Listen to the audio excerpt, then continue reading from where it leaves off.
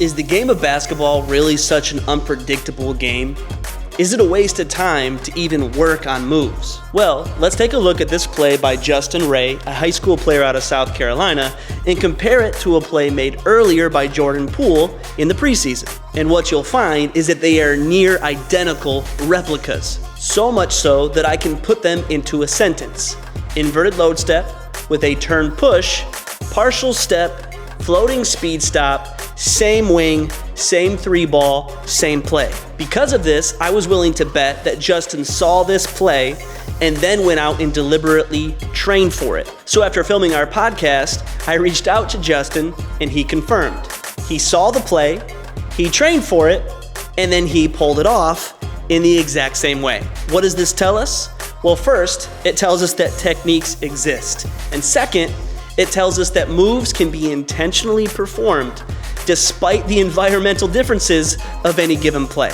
And it tells us that we are living in the most data-rich basketball world that we have ever lived in, where we can watch the NBA, study details, and explicitly extract those techniques and place them into our own game, sometimes in pieces and sometimes in exact sequences. This isn't a question of what information was present in the environment to cause Justin to self-organize and come to a movement solution. If that were the case, how could he have ended up performing an exact replica of this play by Jordan Poole? Different situation, different environmental constraints, but yet the exact same move was performed.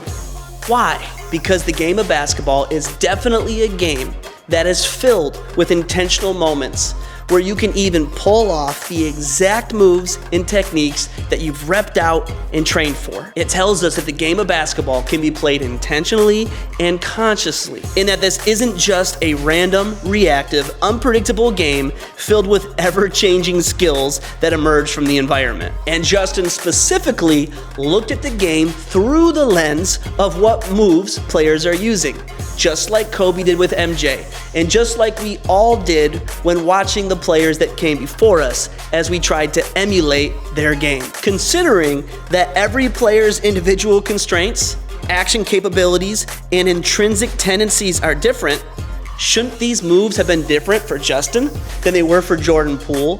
Or, just maybe, with all the details that are available in front of us, this may be the best time in history to run towards techniques instead of running away from them. And in this episode of Dream Loudly, Bryce, Stanhope, and I will discuss how this process can work and how to even go about a copy and paste approach of adding skills, techniques, movements, and moves to your own game. Welcome back to Dream Loudly and I'm Possible Originals show. We, of course, are your hosts, Micah, Lancaster, and Bryce Stanhope. And today we're going to talk about copy and pasting moves to get ourselves started. The play, the catalyst of this was the play that was just done by Justin Ray, a high school player out of South Carolina, who literally pulled off an exact replica of a Jordan Poole play that happened earlier on in preseason. It was a big scoring game. And so, exact replica. I'm talking about, the situation of how they got into the move was a little bit different, but the skill stack was pretty identical. Yeah, it's pretty spot on. So people who know our terminology, he did an inverted load step, combine that with a turn push, which basically makes it look like you're going straight when actually the ball is pushed out to the side. Yep. He then takes a partial step or a dig in that direction, and then a floating speed stop into the shot. And so when you see the play, it is exact proof that, number one, copy and pasting can happen. And I think that's a good place for us to start with, because there's no way that these two plays accidentally happened. So without actually talking to Justin, I can't confirm. But I can, with 99% confidence, say he saw Jordan Poole. Because we've never really seen that combination much before, if ever. He saw Jordan Poole, then practiced that exact play, then still had the ability to do that exact play, that exact move, that exact combination from the exact area of the floor in his own game. So I guess starting there, what does that tell you already about possibilities for training? Well, I mean, I think when you look at the two plays, so like I know they do a lot of these videos with like Jordan and Kobe, where they'll do like halfway flashes, like halfway through the move, flip to Jordan, halfway through the move, flip to Kobe, and just keep going back and forth. And obviously, like, we see the similarities. The same thing in this situation. Like you said, there's almost a guarantee that the high school player copied exactly what Jordan Poole did. And I think that's something that we've always kind of talked about in basketball for the most part, is just you're stealing from the people that are kind of came before you. And so I think it's hard to argue that part when you just look at how basketball has developed over the years, where, you know, we've seen this trend with multiple players. Jordan, you know, Kobe copied Jordan. And then, you know, Kobe copied the Dirk Nowitzki fadeaway. So like I have a hard time understanding how people don't understand this. It's explicit. Yeah. So that it doesn't get as much, much more explicit than that. So no one was teaching him that, but he is watching it. And so he takes the explicit information, all the detail that he can see, and he's like, oh, I love that move. I'm going to work on that move. And so that's all the evidence that we need. We talked about evidence-based training last time. Well, that's the best evidence. So you can literally watch a player's techniques and copy and paste. Now, when we talk like that, people always tend to think about like basketball in terms of, this big umbrella statement. So it's not like everything's going to be done like that.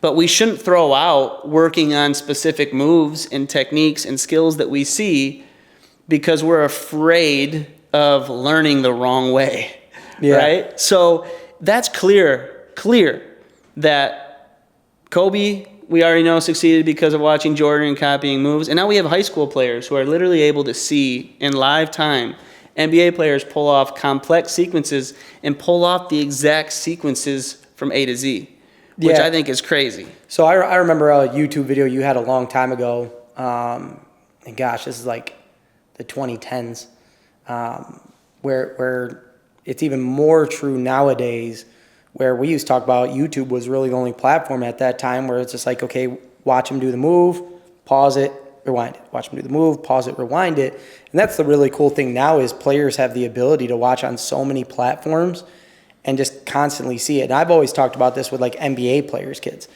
Outside of the DNA structure of like height, size, athleticism, I know that stuff plays a role. I think that's the true advantage of being an NBA player's son, is you grow up around the game, you watch the way people move, and then you're just copy and pasting. One of the players that we used to train from when he was young up and still till now, Brian Antoine. Brian Antoine actually just had a 30 ball last night, but his little brother Ian, Brian Antoine's one of the best shooters in the country from when he was a kid all the way up. His little brother Ian, growing up around him, never trained with us. He's probably like 7th, 8th grade now, has an unbelievable shot from growing up around his brother and just his brother making him copy and paste what he does. Mimicking the movement. Yeah, you're just mimicking the movement. So like, I feel like it's so hard. And I mean, this was one of the ones, I can't remember what trainer said this, but it sticks in my mind, is they said, let the game teach the game. And I really like that quote, but I think they were taking it in the wrong direction of basically just play the game and let the game teach you. Where what we're doing is we're taking the game and we're using the game to still teach the game. But it's the actual piece of the game that players are doing, not hoping that they find those things. It's like we talked about last week. It's the real data that's found in the game. And I was just talking to our trainers on our weekly Zoom call yesterday about this. Like, I'm more excited about the details of the game this year than I was last year. Yeah. Because the footage now, it's unbelievable. It was getting great last year. Some of it looks so good that it almost looks fake. Yeah, it's like Hollywood style. It's clear. And like, I'm already noticing details that I've never seen before, which is rare for us because we've researched this game so deeply. And so I'm seeing some details that, on a regular basis that we're slipping by in the past. Mm-hmm. And it's because we literally can see everything so clearly now, every game. I can only imagine if we had today's video camera and social media when Jordan was playing, how much more we would have gotten from him, right? Kobe, how much more we would have gotten from him. Because even their footage is so grainy and spotty, and it's not zoomed in. Anything like pre-2015 is not that great of footage. It's crazy. And so we talked about this for a while because we were at that famous, Kobe, Jeremy Lin game. Oh, yeah. You were at that game, right? Yep. Okay. Worst day of my life. But we were like pretty much courtside. We were 3 or 4 seats back. Yep. And I gained such an appreciation for footwork that day than even I had before, because I could see things in such a way that you just can't appreciate from watching on TV.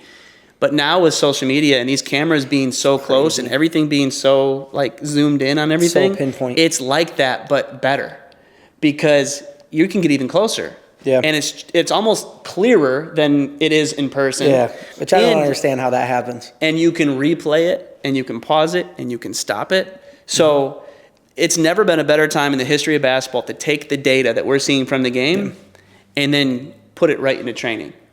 And that's why I think this is the worst time ever to start running away from detail than I ever could imagine ever being. I can see people jumping to the conclusions that they're jumping to 10 years ago when we didn't have as much footage. But now the game is so documented and so easy to see the detail that I just don't even understand, why this would be the time to run from that. Yeah. I think the part that throws me off of when people are talking about, I always forget the word, not CLA, but like the real evidence. I struggle with the part of it of where people are looking for real evidence outside of basketball. Like we talked about this in the last episode a little bit. It's like all the studies and everything are coming from everything but basketball. And then, when we talk to these same people, like, oh, who are your favorite players of all time? Kobe's always going to be on that list for people. But if you listen to almost everything Kobe talks about, it's always about, angles of feet, angles of attack, stuff like that. And then where he's like watching players, like he talks about pausing Jordan, looking where his hips are at, looking where his feet are pointed, looking what shoulders coming through, whatever it is. So it's just like when you look at that stuff, I have a hard time with right now, like how people are making those connections between those two things. Yeah, because Kobe would be, in disbelief. I honestly being think so. Told that his film study really isn't even the reason.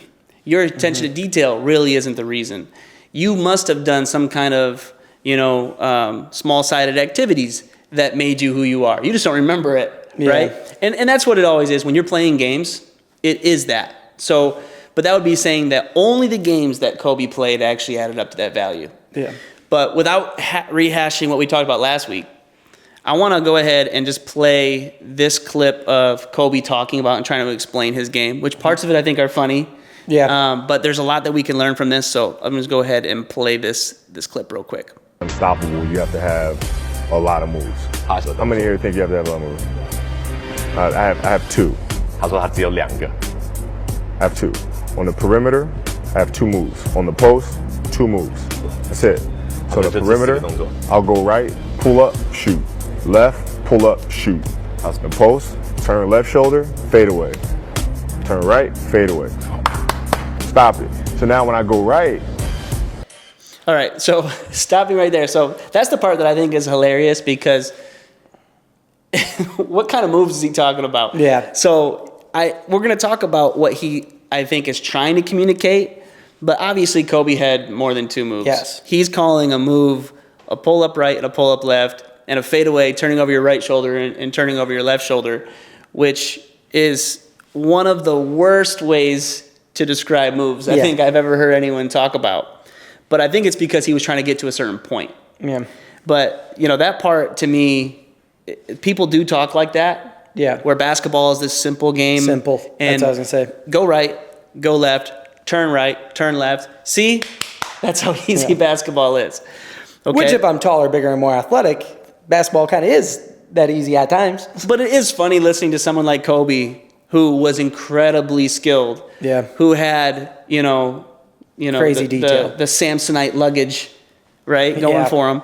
And so he had everything. So obviously he had more than 2 moves. Yeah. But what I'm going to get to is what he's talking about is he played the game very intentional. Mm-hmm. And so he wasn't just randomly guessing on the basketball court. And when we go to that Justin Ray play, the thing that we keep hearing people talk about is that the game is just so unpredictable. And it's not. It's not that unpredictable of a game. So much to the point that Justin Ray was able to pull off the exact replica of a Jordan Poole play, the exact move, exact skill stack from the exact area of the floor, even though the environment and the defense were playing him differently. Yeah. So it's not that unpredictable. And because I know he would have worked on it after seeing Jordan, it probably was even in his head in that moment, whether or not he thought about it like we're talking now. Consciously, he's aware that I'm about to do this move that I've put in reps in. So the game is predictable. The game, and we can play the game like that. And that's what I think Kobe's trying to get to, is playing simple. I'm going to get to my spot. I'm going to get to my spot. And he called those moves. Yeah. So that's something that I talk to my players a lot about. And I do think this is why a lot of people have problems with game transfer, is when they think about using a move, it's almost they're in a 100% like reactive like mindset. Like, oh, I got to go out there. Like if they do that, I even had a parents tell me one time, I just don't see out there where he can do those moves.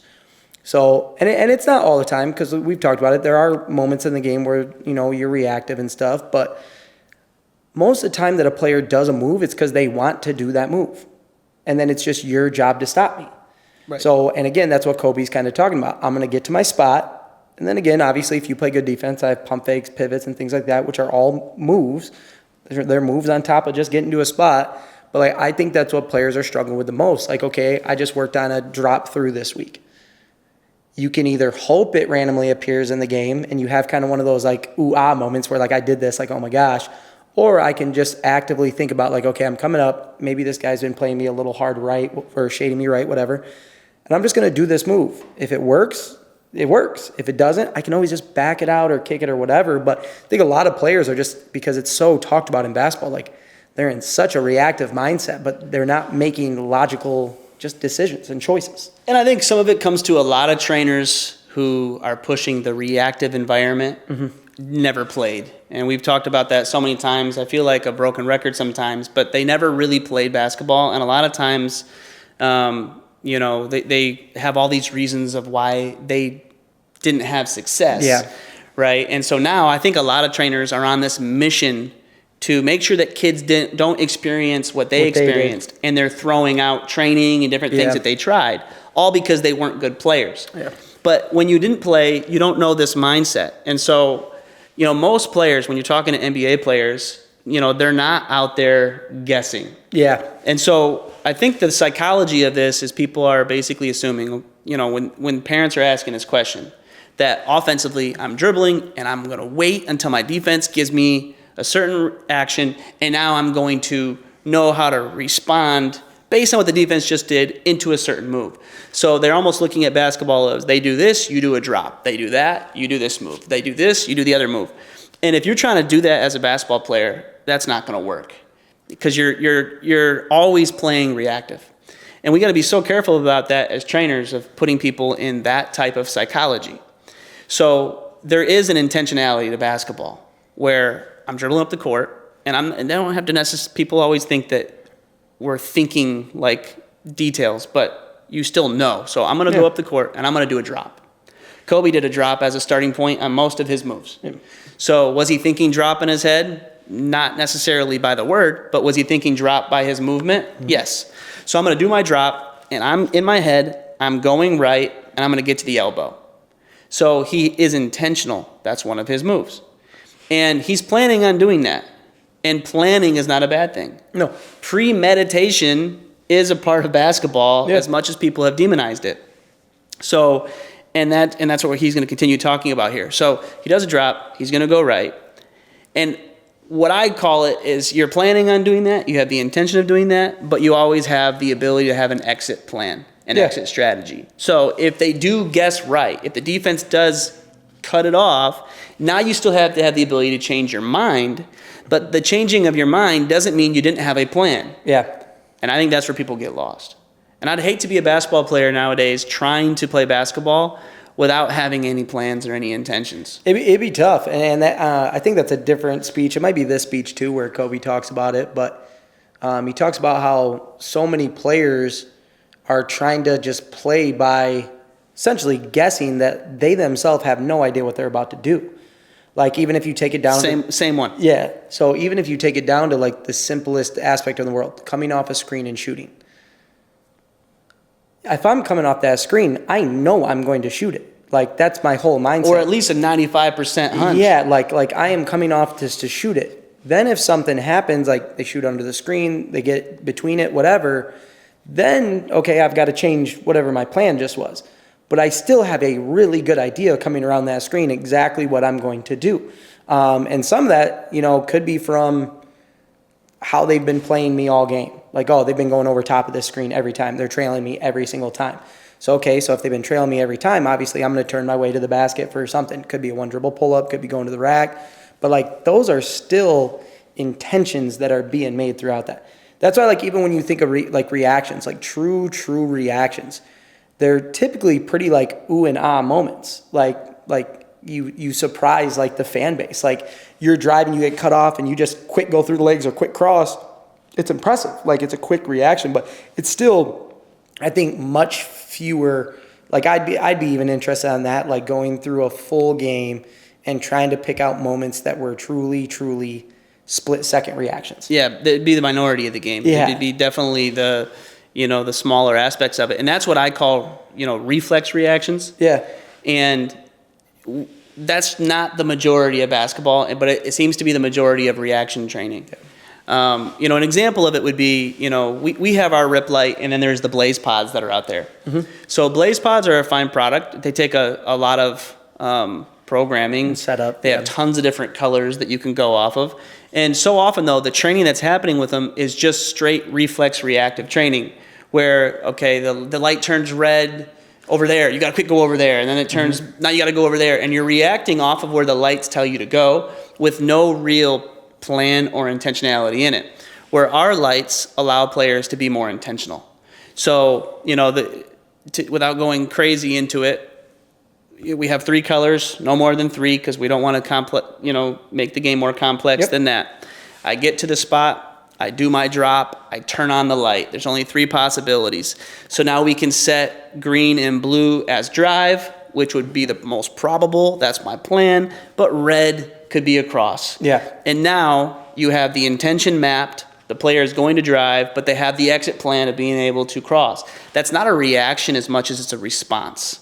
And that's what people need to understand the difference of. A response is something that's more of an educated decision.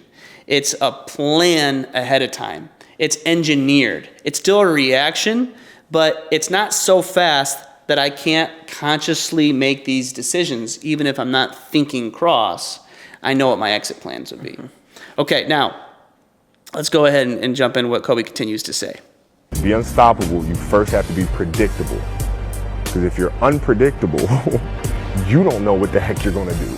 So how can you dictate to the defense what you're going to do? Right? So you have to be very simple. So I know if I have a chance, I'm going to go right and shoot. You know I want to go right and shoot. Because now I go right 2 times, make it. You're expecting me to go right. Now I control you. Now I'll fake right, go left. Right? Now I go left, and you're like, oh, he's going to make another one. Now pump fake, you jump, now I draw a foul. So if you're unpredictable, you don't even know what you're going to do. Yeah. And I think the key thing there is he talked about dictating to the defense. You don't dictate to the defense reactively. Yeah. You dictate to the defense intentionally. Mm-hmm. So you have intentional movements that you're planning on doing, intentional spots that you're planning on getting to. And because you're being predictable, or I would say a better word would be intentional, now you control the game in a whole different way. So to me, that's where skill training needs to go to, is helping players be more intentional, not be more reactional. Yeah. So obviously I'm a huge Kobe fan. Kobe's kind of my Jordan, where I saw more the tail end of Jordan for the most part. But like I remember almost copycatting Kobe's game into my game. So a lot of what I was doing was built on attacking mid-ranges. So that was something that again, like, watch what video I could find like online, watch what games I could find, and again, build my game off that predictability of like, oh, he's going to pull up. He's going to pull up. And then, and I would even think ahead, like, because I know if I hit 2 pull-ups on you, even if I go 1 for 2, if I pump fake that third one, you're going flying. I'm going to do a little step through for just a leaner. So even when I thought stages ahead of myself, it never really caused an issue, because even the times that, defense, you have some guys who just don't jump. Like, they know they can't block jump, so they don't jump. So I pump fake, you don't jump. I already kind of meditated, I was stepping through. Well, you played good defense. I can just pivot out, pass it off. But all of it was premeditated for the most part. Like, I knew exactly what I was going to go for on this. If you bite, it worked. If you don't bite, reset. And then you have occasional moments in the game where you premeditate even more, and you're just betting they're going to go for something, right? And that's part of basketball too. And players have to know how to balance that, and how not to be too scripted, and how not to be too robotic. We get all that. But we're heading in a completely opposite direction when you take that away.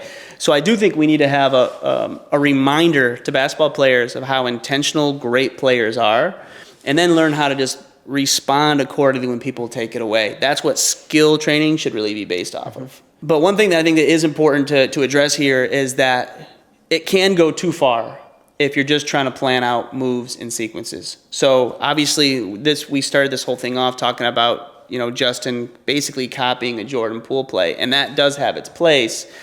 But I think we need to be careful also at the same time of making everything about trying to copy moves, because you're not always going to be able to pull off the exact sequence of someone else. And so I think that's also where people kind of give moves a bad name, is because some players can go too far in that way. But the reason why that's such a good example of it is because there really was only 4 concrete techniques.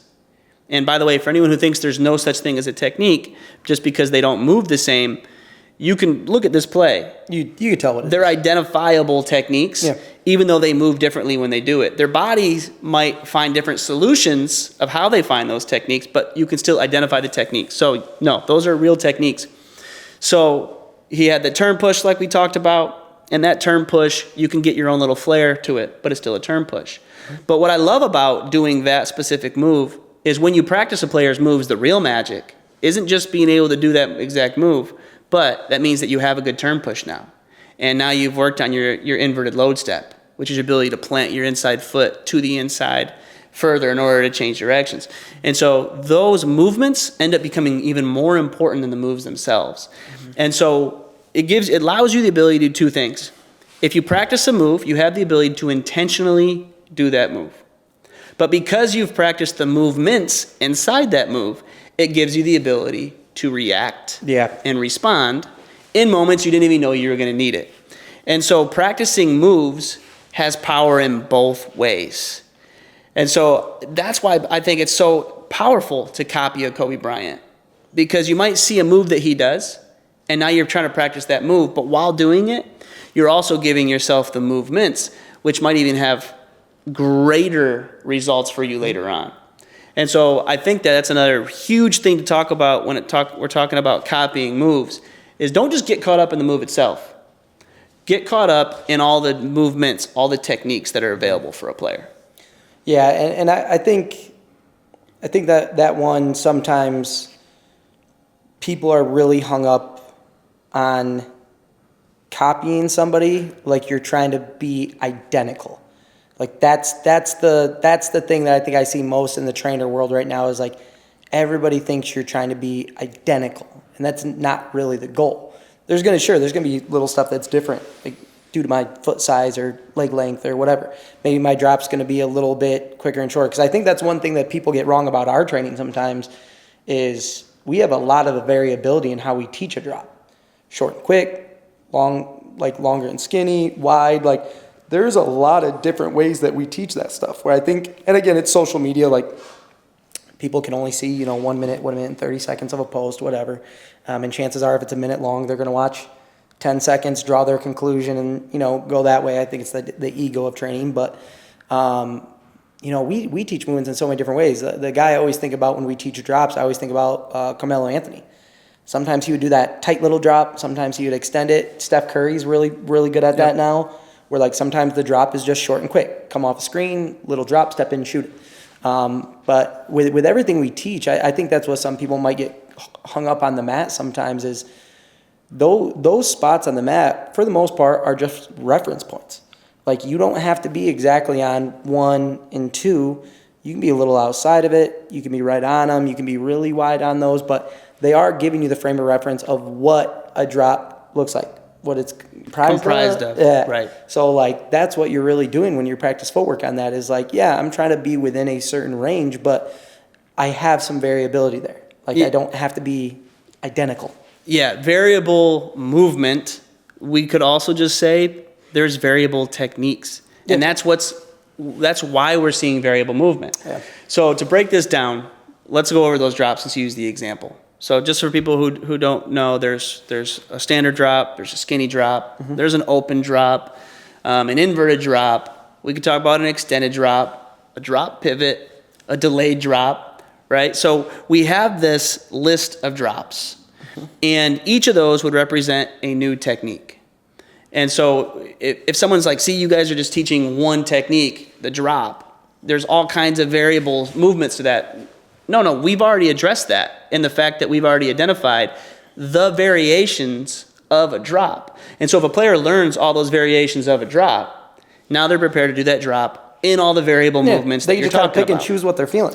Then you need to understand that within a drop, everything that's categorized as a standard drop, there's still wiggle room for how a player finds their drop. And that could be about slight width differences, slight foot changes, how much they engage their shoulders, how much they like to bring the ball to their pocket for each of those specific moves. But the most important part about it is, your skinny drop isn't going to be identical to another person's skinny drop because your bodies are different, but it still categorizes as a skinny drop. And if you'll just know as many techniques as possible, all the variable movements can be covered in training. And so those movements can now be used for different moves. And it can be done from in copy and paste environment. You know, if I see Kyrie do a delayed drop into a crossover, well, I can copy and paste that move now, and it'll be a whole lot easier to copy and paste that move if I've already learned the delayed drop beforehand. And I think one thing that we've noticed a lot with our training in general, the checklist system of going through this and this, it's making players less robotic. Most players that are robotic is because they only have 1 or 2 things that they can really actually do. I had a college teammate that was like that, and a bunch of our teammates would kind of get on him sometimes about like it almost looked like he was playing 1v1 versus a cone, they would say it, but like he would rep out almost only that one move. Like maybe there was like a counter to it, but like when you start giving players like more options, okay, skinny drop, regular drop, wider drop where we're getting our feet outside the mat. Now you can just kind of mold and move like we've always talked about, like skills equal freedom. Like that is exactly what we're talking about, where like I know people say it a lot, like less is more is always the quote, but like you got to be really careful about what context you're talking about. Where if that one dribble pull-up's there, I want to take it. Less is more right there. Where like they're talking about when a player like that one dribble pull-up was clearly there and then they try to do X, Y, and Z and move on. But like you gotta be really careful with that phrase of, less is more, take something away to add something. A lot of times what they're talking about is it's just such a different realm when you start feeding players skills. And we've always talked about it. I mean, even with NBA players, we can teach players the entire checklist system and they will all turn out different because they're all gonna gravitate towards the things that they personally kind of like I remember Evan Turner hated 1 foot finishing or first step finishing, and then we sent him a video. Very first game back that season, I think they beat the Heat, game 1 of the season. He came out of a spin move, did a 1-step finish, and he knew immediately something was going to be said. But I think that's the thing is just like when you start giving players more options. And there's a trainer out there that kind of takes a little bit of guff on Twitter or X as they call it now, where people are starting to notice that every player he works with has the exact same bag. Like the moves are all the same. So I think that's the problem when you start talking about like copycatting moves is I don't want to learn just a sequence. I want to learn all the individual pieces and then let me put them together the way I kind of deem fit. And then you can have moments where maybe you do package something identical. Maybe, you like Allen Iverson's drop crossover, and that's like, go whatever. Yeah, true skill training, when you understand techniques and skills, is the opposite of robotic. We do occasionally see, and I think that a lot of trainers, in training in general, when people think of training, they usually think, oh, you're going to create robots. Like that's the fear of training.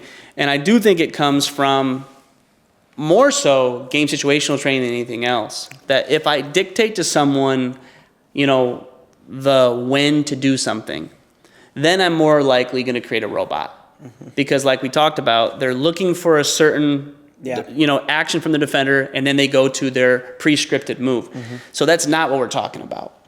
So we don't dictate the wins. I don't even like to talk about the wins. I can give little strategies, high foot, high hand, what you can do with stuff like that.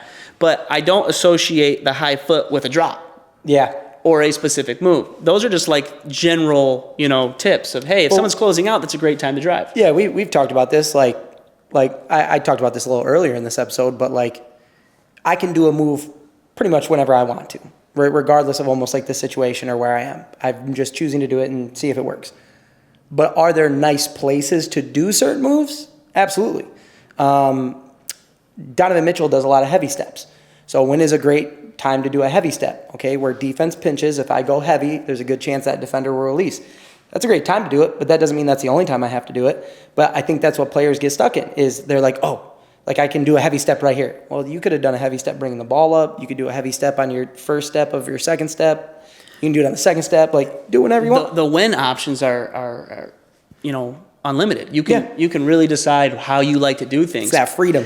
But for some reason, and this is where, even when I see how people are trying to define skill, they're trying to define skill without understanding that there are techniques.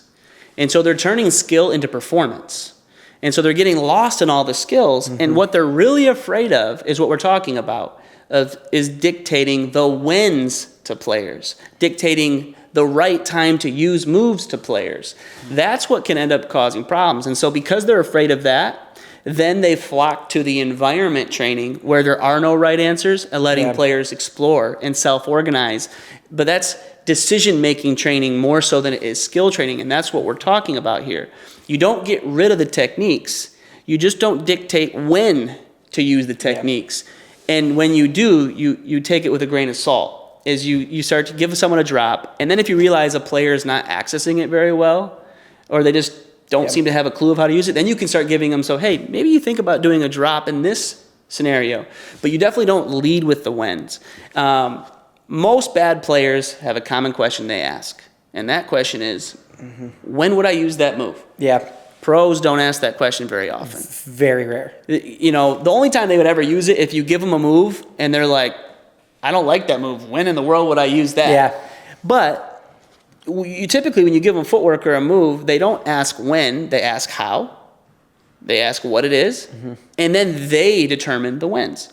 And I think we need to leave more room for players to do that. Yeah. That's what CLA is attempting to do, I think, is they're not wanting to give the wins, but they're coming about it as if no techniques exist. Yeah. And so we know technique exists, we just don't dictate to them the when. Yeah. We make sure players have the movements. We make sure that they then can put those movements into moves, and it gives them the ability, and I think here's the main point, it gives them the ability to be intentional with how they play. They can use the movements when they need to, and at times, when they know something's going to work, then they can do sequences that they've practiced. Justin Ray is proof of that, and I think we're going to start seeing more and more of that, of high school players being able to take what NBA players are doing, and that's going to evolve the game even more. Absolutely. Gosh, I wish I could remember. I just watched a podcast a little bit the other day where it was a pro player talking about that. Might have been Carmelo. I can't remember, but it was a really good talk about that where like they were kind of talking about the rules of the game a little bit. There needs to be like one common rule for every level, so that way people can stop being like, oh, that's okay as a pro, but not in high school. But we're seeing kids in high school do the exact same thing guys in the NBA are. I get that at some point things are about the rule book, but it's more about the refs that you have and how they're calling the game. And I think people are starting to see this more, but we're seeing players doing things that are unbelievable, even at the youngest of ages, because they're copying and they're pasting what their favorite players are doing. Because skills are skills are skills are skills. Yep. And that's why I always tell people, like, how do you train an NBA player different than a kid? You don't really. They're the same skills. Yep. The only difference is how good at the skills they're going to be. But you have the same material. And that's what people don't understand. Because skills are the same for everybody, because the skills of the game are simply there to be grabbed, everybody can work on skills the same way. And so the methods might slightly adapt, but the skills are the same. That's how we are able to train literally kids and pros almost identically. No different. Where most training systems have a progressive system where they have beginners, and then they have intermediate, and then they have advanced. If you come to one of our sessions, you're going to see, we would prove it to you. The same thing we would do with an NBA All-Star is the same thing we're doing with a kid. It's no different. The only difference is their weaknesses in it. Yep. And that's what we bring them through. Well, that wraps up, I think, another episode of Dream Loudly. We will see you again. And if you guys ever have any thoughts for us, throw some comments into the YouTube, throw some comments into our Instagram. Let us know some things that you'd like us to talk about. But until then, we'll see you next week.